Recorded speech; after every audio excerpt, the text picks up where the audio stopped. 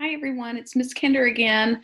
I'm back to keep reading The Sign of the Beaver by Elizabeth George Speare. I'm reading at the kitchen table today, and we are on chapter 13. I'll just give a brief recap. When we left off last time, Etienne had taught Matt how to make a bow, like a bow and arrow.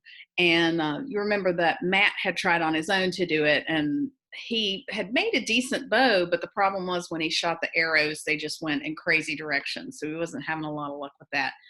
And then Etienne came along and showed him what materials to use, helped him get it started. And now he's really cooking with gas when it comes to using a bow and arrow. So here we are, chapter 13. And let's start. Whenever he went now, Matt watched for Indian signs. Sometimes he could not be sure whether a branch had broken in the wind or whether an animal had scratched a queer-shaped mark on a tree trunk. You remember, Etienne taught him that as his tribe would move through the forest, they would use the natural environment to make markers. And so that's what Matt's looking for now as he walks. Once or twice he was certain he had discovered the sign of the beaver. It was a game he played with himself. That it was not a game to Etienne, he was still to learn. They were following a narrow trail one morning, this time to the east, when Etienne halted abruptly. "Psst," he warned. Off in the brush, Matt heard a low, rasping breathing and a frantic scratching in the leaves. The noise stopped the moment they stood still. Moving warily, the boys came upon a fox, crouched low on the ground. It did not run, but lay snarling at them.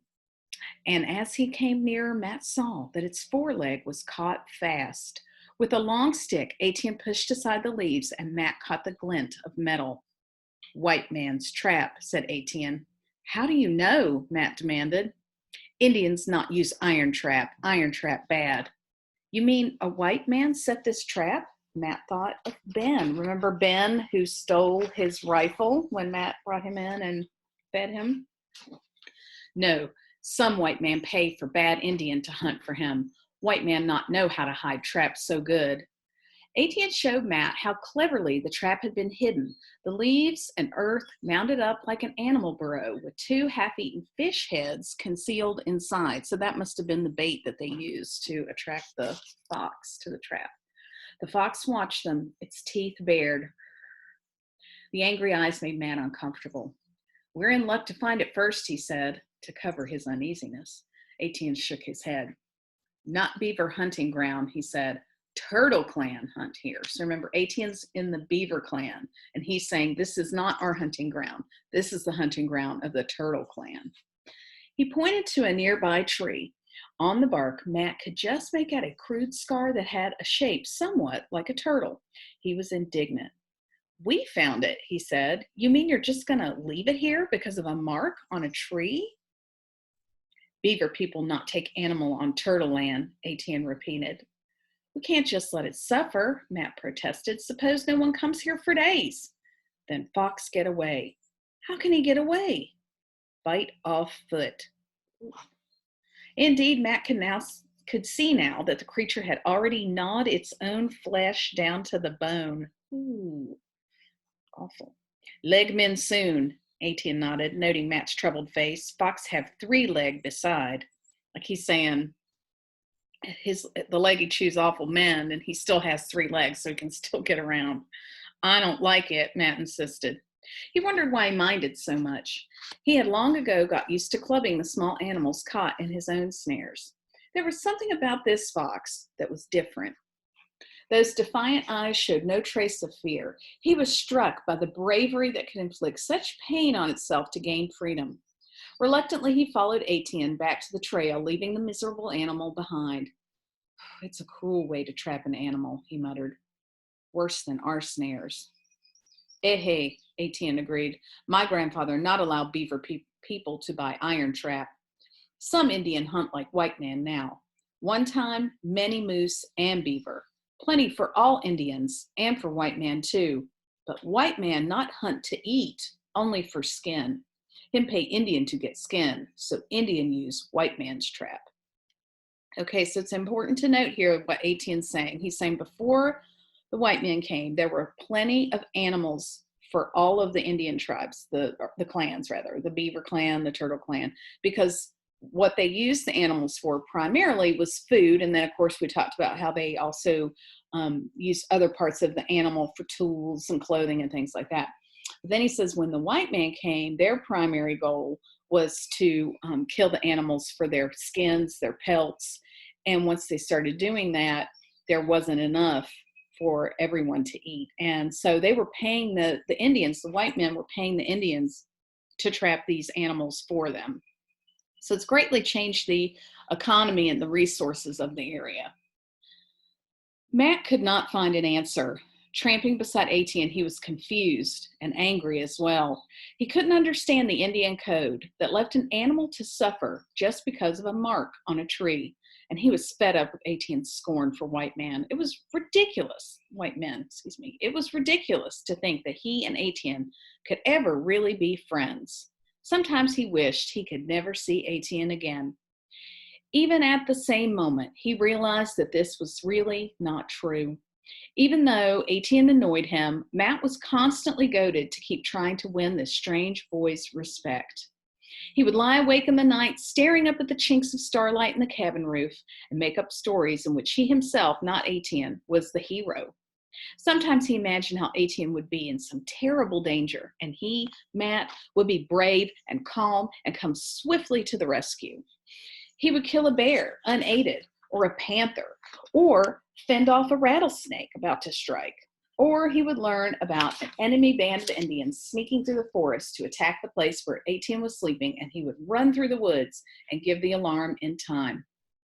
In the morning, he laughed at himself for his childish daydreaming.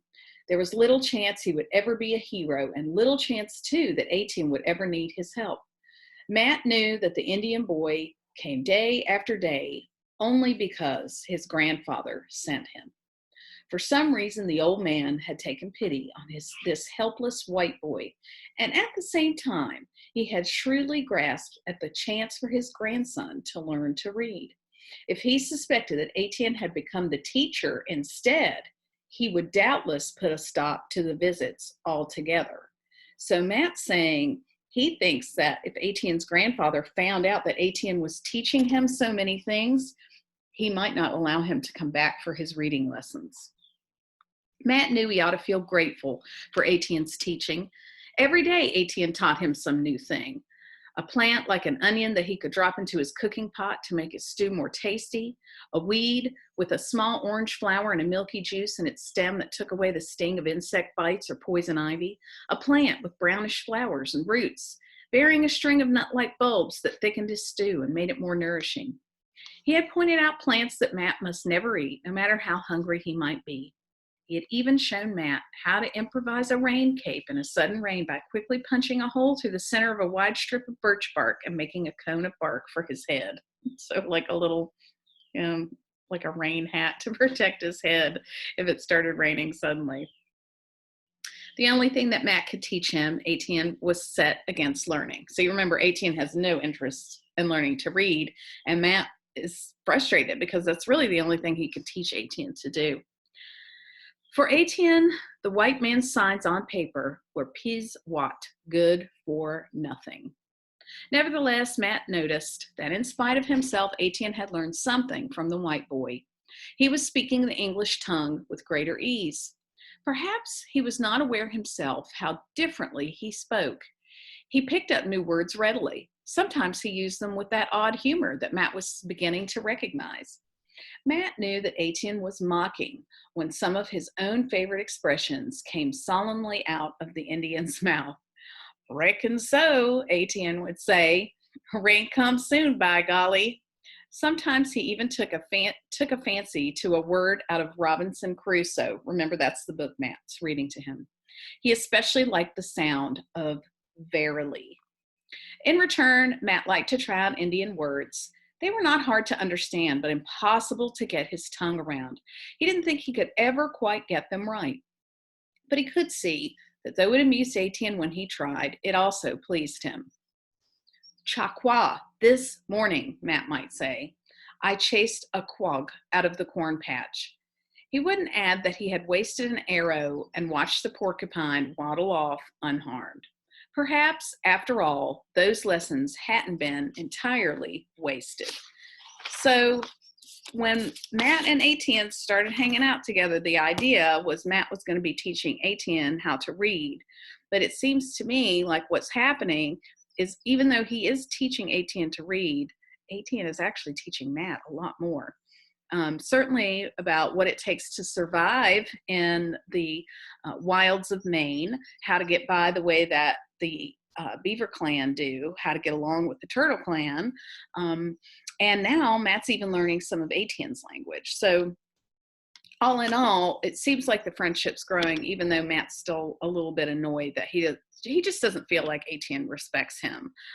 But we'll keep going with this story and find out what happens between the two of them. So I will see you in the next video. Take care. I hope you're doing well. Miss you guys. Bye.